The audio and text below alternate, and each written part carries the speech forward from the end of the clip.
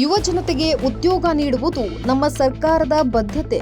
CM ಉದ್ಯೋಗ ಮೇಳಗಳನ್ನು ಏರ್ಪಡಿಸುವ ಮೂಲಕ ಯುವ ಜನತೆಗೆ ಉದ್ಯೋಗ ನೀಡುವುದು ನಮ್ಮ ಸರ್ಕಾರದ ಬದ್ಧತೆ ಎಂದು ಮುಖ್ಯಮಂತ್ರಿ ಸಿದ್ದರಾಮಯ್ಯ ತಿಳಿಸಿದರು.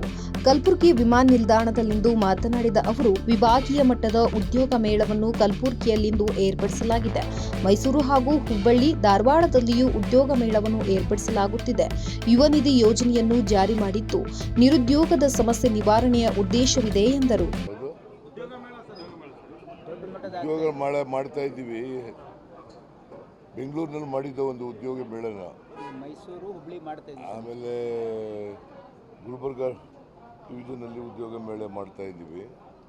ಆಮೇಲೆ ಮೈಸೂರಿನಲ್ಲೂ ಕೂಡ ಮಾಡ್ತಾ ಇದ್ದೀವಿ. ಮತ್ತು ಹುಬ್ಬಳ್ಳಿ ಧಾರವಾಡದಲ್ಲೂ ಕೂಡ ಮಾಡ್ತಾ ಇದ್ದೀವಿ. ಎಲ್ಲ ವಿಭಾಗವಾರು ಮಟ್ಟದಲ್ಲಿ ಉದ್ಯೋಗ ಮೇಳಗಳನ್ನು ಮಾಡ್ತಾ ಇದ್ದೀವಿ.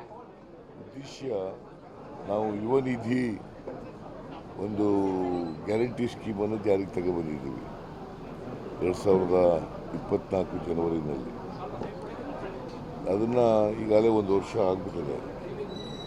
ಒಂದು ವರ್ಷ ಆದಮೇಲೆ 80,000 ಜನ ಎನ್ರೋಲ್ ಆಗಿದ್ದಾರೆ. ನಮಗೆ ಉದ್ದೇಶ ಏನು ಅಂತಂದರೆ ನಿರುದ್ಯೋಗದ ಸಮಸ್ಯೆಯನ್ನು ಬಗೆಹರಿಸಬೇಕು ಅಂತ.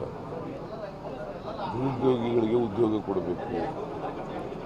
ಅದಕ್ಕೋಸ್ಕರ 2 ವರ್ಷದ ಭತ್ಯೆ ಕೊಡ್ತಾ ಇದ್ದೀವಿ. ಗ್ರ್ಯಾಜುಯೇಟ್ಸ್ಗಳಿಗೆ 3,000 ರೂಪಾಯಿ, ಡಿಪ್ಲೊಮಾ ಹೋಲ್ಡರ್ಸ್ಗೆ 1,000 ರೂಪಾಯಿ ಕೊಡ್ತಾ ಇದ್ದೀವಿ. ಸೊ ಅದರ ಪ್ರಯುಕ್ತ ಯುವ ನಿಧಿ ಕಾರ್ಯಕ್ರಮನೂ ಕೂಡ ಜಾರಿ ಮಾಡಿದ್ದೀವಿ.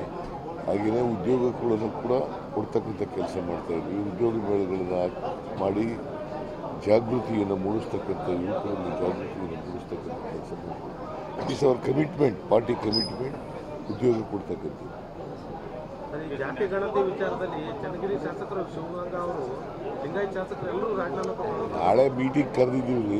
ಪೂರ್ತಿ ಸುದ್ದಿ ಅಥವಾ ಸ್ಪೆಷಲ್ ವಿಡಿಯೋಗಳನ್ನ ನೋಡಲು ಹಿಂದೆ ನಮ್ಮ ಕನ್ನಡ ಜನಶ್ರೀ ಯೂಟ್ಯೂಬ್ ಚಾನೆಲ್ ಅನ್ನ ನೋಡಿ, ಜೊತೆಗೆ ಲೈಕ್, ಶೇರ್, ಸಬ್ಸ್ಕ್ರೈಬ್ ಮಾಡುವುದರ ಮೂಲಕ ನಮ್ಮನ್ನ ಪ್ರೋತ್ಸಾಹಿಸಿ.